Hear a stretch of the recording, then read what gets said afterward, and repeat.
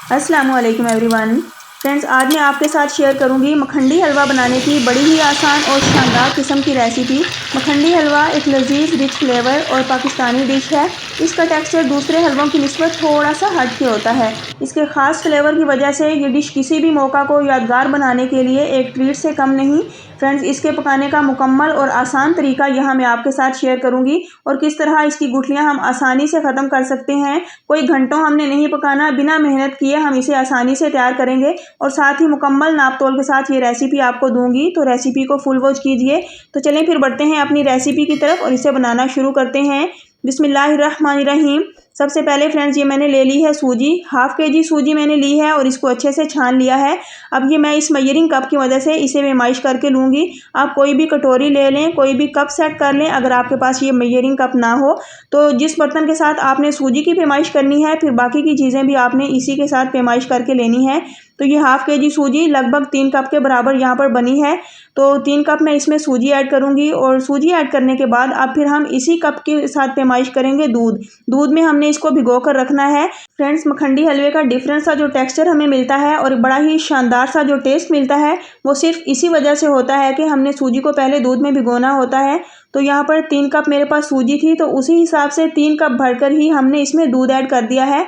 और दूध मेरे पास बॉयल्ड है, आप रॉ मिल्क ले लें या फिर बॉयल्ड ले लें, कोई भी हो तो चल जाएगा, लेकिन ठंडा दूध होना चाहिए। गर्म दूध आपने ऐड नहीं करना, इस चीज़ का खास ख्याल रखना है। एकदम रूम टेम्परेचर पे दूध होना चाहिए। तो अब एक चम्मच की मदद से हम इसको बहुत अच्छे तरीके से इस तरह मिक्स करेंगे और मिक्स करने के बाद हमने इसको छोड़ देना है तकरीबन आधे घंटे के लिए। आधे घंटे का हम इसको टाइम देंगे जिसमें हमारी सूजी अच्छे से फूल जाएगी और फिर हमें वो शानदार सा टेक्सचर मिलेगा जो कि हमें चाहिए होगा। तो ये देखें, आधे घंटे के लिए मैंने इसको छोड़ दिया था। अब ये तमाम मिल्क इसके अंदर अच्छे से जज़ब हो चुका है और ये हमारी सूजी फूल कर डबल हो चुकी है मिकदार में। तो अब यहाँ पर आपकी आसानी के लिए कि इसमें हमने घी कितना ऐड करना है, हम इसे घी में बनाएंगे। तो ये मैंने बिल्कुल जो छोटे साइज़ का पैकेट आता है जिसमें 225 ग्राम यानी कि 1 पाव से भी थोड़ा सा कम होता है घी, हमने वो वाला पैकेट लेना है। तो फ्रेंड्स, अगर कप के हिसाब से देखा जाए तो ये 1.5 कप के बराबर है घी। सूजी की मिकदार से आपने हाफ घी लेना है, बस इस चीज़ का आप खास ख्याल रखें। तो ये देखें, अब मैं इसमें तकरीबन 3 से 4 अदद इलायची खोल कर ऐड कर दूंगी ताकि इलायची के दाने और खुशबू अच्छे से इसमें आ जाए। हल्का सा इसको कड़कड़ाएंगे और अब इस घी में हम डाल देंगे 3 कप ही भरकर चीनी। हमने ये तमाम चीज़ें इसी तरह पेमाइश करनी है। यहाँ पर इन तमाम चीज़ों की पेमाइश ही मैटर करती है। अगर इन तमाम चीज़ों की पेमाइश हम सही से लेंगे तो फिर हमारा बड़ा ही शानदार टेक्सचर के साथ ये मखंडी हलवा बनकर रेडी होगा और ऐसा हलवा रेडी होगा कि इंशाल्लाह ये किसी मिठाई से कम नहीं होगा। तो यहाँ पर चीनी कैरामलाइज होना स्टार्ट हो गई है, यानी कि इसने कलर पकड़ना शुरू कर दिया है। तो अब हम इसको मुसलसल हिलाते रहेंगे जब तक एक शानदार सा कलर आ जाए। लगभग यहाँ पर 7 से 8 मिनट लगे हैं और अच्छे से चीनी जो है वो कैरामलाइज हो गई है और इसका खूबसूरत सा गोल्डन कलर भी आ चुका है। बस इतना ही हमने इसको पकाना था। अब इससे ज़्यादा अगर इसको पकाते जाएंगे तो फिर इसका कलर भी ओवर हो जाएगा और टेस्ट भी कड़वाहट की तरफ चला जाएगा। तो बस अब इस स्टेज पर आप इसमें सूजी ऐड कर दें। ये सूजी हमने भिगो कर रखी है और सूजी ऐड करते हुए आपने इस चीज़ का खास ख्याल रखना है कि सूजी भी भीगी हुई है और ऑयल बहुत ज़्यादा गर्म है। तो आप फ्लेम को या तो बिल्कुल ही बंद कर दें या बिल्कुल हल्की वाली फ्लेम रखें और इसमें एहतियात के साथ आप डालें ताकि ये ऊपर की तरफ ना उछले। तो ये इस तरीके से आपने डालकर इसको मुसलसल हिलाना है। तकरीबन 4 से 5 मिनट आपने फिर इसको इसी तरह हिलाते हुए पकाना है।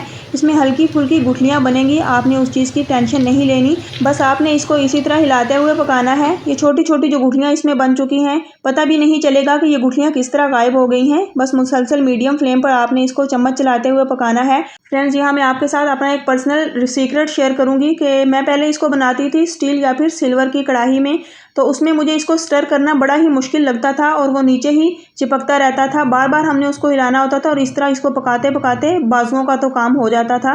लेकिन आज मैंने इसको पकाया है नॉन स्टिक बर्तन में, तो आपके सामने है, बड़ी ही आसानी के साथ मैं इसको स्टर कर रही हूँ। इसमें कोई भी मेहनत नहीं लग रही, कोई झंझट नहीं है। तो मैं आपको यही सजेशन दूंगी कि अगर आप भी मखंडी हलवा तैयार करें तो फिर अगर आपके पास नॉन स्टिक बर्तन हो तो फिर आप उसी में बनाएं। बड़ी ही आसानी के साथ ये बनकर तैयार हो जाता है, इसमें कोई मेहनत नहीं लगती। तो फ्रेंड्स, बड़ी ही मज़ेदार सी रेसिपी तैयार हो रही है। इसी के साथ अगर आपको भी ये रेसिपी ज़रा सी भी पसंद आए तो इसे लाइक कीजिए, ज़्यादा से ज़्यादा शेयर करें और अगर हो सके तो चैनल आसान खाने को सब्सक्राइब कर दें। तो इसके लिए मैं आप सबका एडवांस में शुक्रिया अदा करती हूँ। तो अब बिल्कुल लास्ट में हम इसमें ड्राई फ्रूट्स ऐड कर देंगे और ड्राई फ्रूट्स ऐड करने के बाद अब इसको हम ढककर लो फ्लेम पर स्टीम देंगे तकरीबन 10 मिनट का।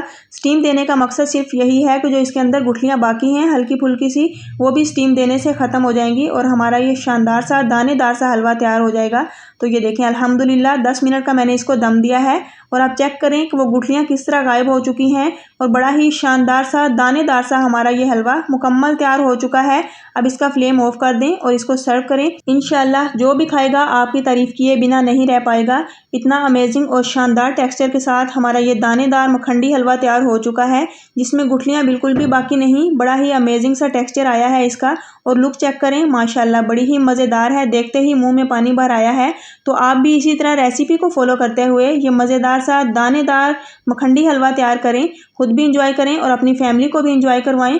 तो होप्स हो कि आपको मेरी ये शानदार किस्म की रेसिपी ज़रूर पसंद आई होगी। तो फिर इंशाल्लाह मिलती हूँ नेक्स्ट बहुत ही अमेजिंग और मज़ेदार रेसिपी के साथ। मुझे अपनी दुआओं में याद रखिए। अल्लाह हाफिज़।